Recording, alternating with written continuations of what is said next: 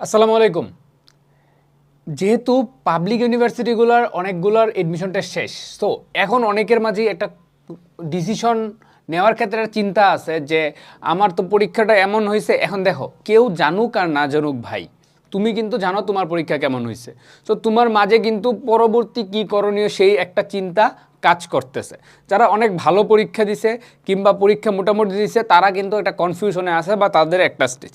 আর যারা পরীক্ষা একদম খারাপ দিছে, আজকের কথাটা তাদের নিয়ে, তাদের কিন্তু পরের ডিসিশনটা নিতেই হবে।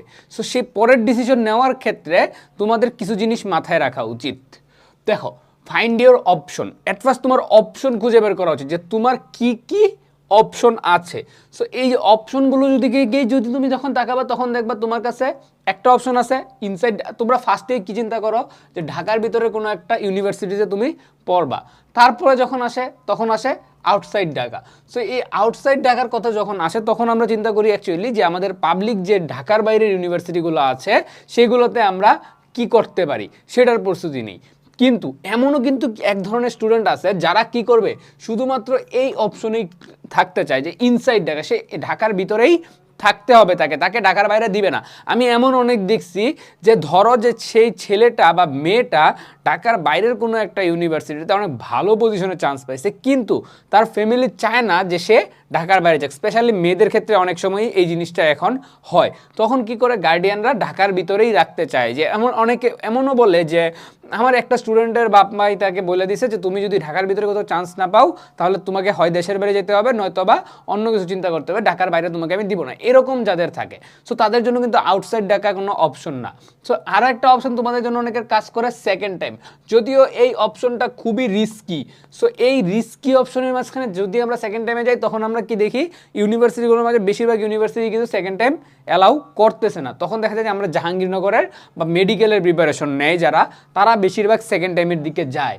এর পরবর্তীতে আরেকটা অপশন থেকে যায়, সেটা হচ্ছে এই প্রাইভেট। এই প্রাইভেটটা কিন্তু ঢাকার ভিতরে অপশন যাদের জন্য, এই যাদের কথা বললাম যে যারা ইনসাইড ঢাকা মানে ভিতরেই থাকবা, তাদের জন্য কিন্তু গুড একটা অপশন। সো তোমার এই অপশনগুলোর মধ্যে কোন অপশনটা তুমি চুজ করবা সেটা তোমার উপর। এরপরে যেটা ফাইন্ড ইউর অপিনিয়ন, অপশন তো তোমার পাইছো, অপশন তোমার এই চারটা। এখন তুমি option A B C D কোনটা চুজ করবা সেটা তোমার উপর। Take proper decision. এখন তোমাকে ডিসিশন নেওয়ার ক্ষেত্রে ভাবতে হবে তোমার ফাইন্যান্সিয়াল স্টেবিলিটি, তোমাকে ভাবতে হবে তোমার আদার্স যে ব্যাপারগুলো আছে, ইউনিভার্সিটি পড়ার পাশাপাশি তুমি কি করতে চাচ্ছ, তোমার ফিউচার টার্গেট কি, তোমার টার্গেট সাবজেক্ট কি, তোমার ফ্যামিলি কি চাচ্ছে, তুমি কি চাচ্ছ, কোথায় তোমার কেরিয়ার, সব কিছু মিলে তোমাকে কিন্তু একটা প্রপার ডিসিশন এখান থেকে নিতে হবে। আর ব্যাকগ্রাউন্ডে যে ছবিটা দেখতেছো এটা মূলত হচ্ছে ঢাকা ভার্সিটি পরীক্ষার দিন কেমিস্ট্রি ডিপার্টমেন্টের সামনে তোলা, যেটা অ্যাকচুয়ালি আমার ডিপার্টমেন্ট ছিল এক সময়। সো সেই কারণে এই ছবি দিয়েই ভিডিওটা বানালাম। সো তোমাদের অনেকেরই টার্গেট থাকতে পারে কার্জনে ক্লাস করা। সো যারা কার্জনে ক্লাস করতে পারবা তাদের তো আলহামদুলিল্লাহ, কিন্তু যারা পারবা না, তোমরা মন খারাপ করলে কিন্তু ইন ফিউচার লাইফে গিয়ে সেটা এটার ইফেক্ট পড়বে। তাই এখন ওই যে হতাশা, মন খারাপ করা, এই সব বিষয় থেকে বের হয়ে চিন্তা করো যে তোমার অ্যাকচুয়ালি ডিসিশন কী নেওয়া উচিত। নিজের ডিসিশনটা নাও। অনেক টাইম চলে গেছে, ডাবি ভর্তি পরীক্ষার পরে আজকে 3 দিন চলে গেছে।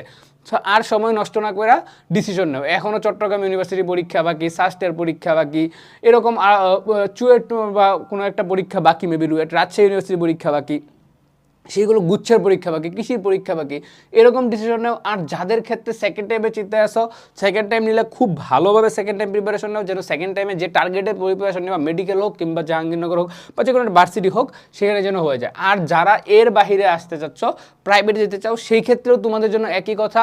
প্রাইভেটগুলোতেও এক ক্যাটাগরিতে এখন আর এত সহজ নাই বিষয়গুলো। সেই বিষয়ের কোশ্চেন প্যাটার্নটা জানো, মার্ক ডিস্ট্রিবিউশন জানো, পরীক্ষা কীভাবে হয় সব কিছু ডিটেলস জানো। একটা প্রপার ডিসিশন নিয়ে এখনই তোমার ডিসিশনটা এক্সিকিউট করো।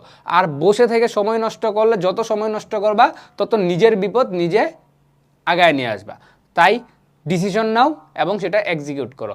সবার জন্য শুভকামনা। দেখা হবে বিজয়ে। আসসালামু আলাইকুম।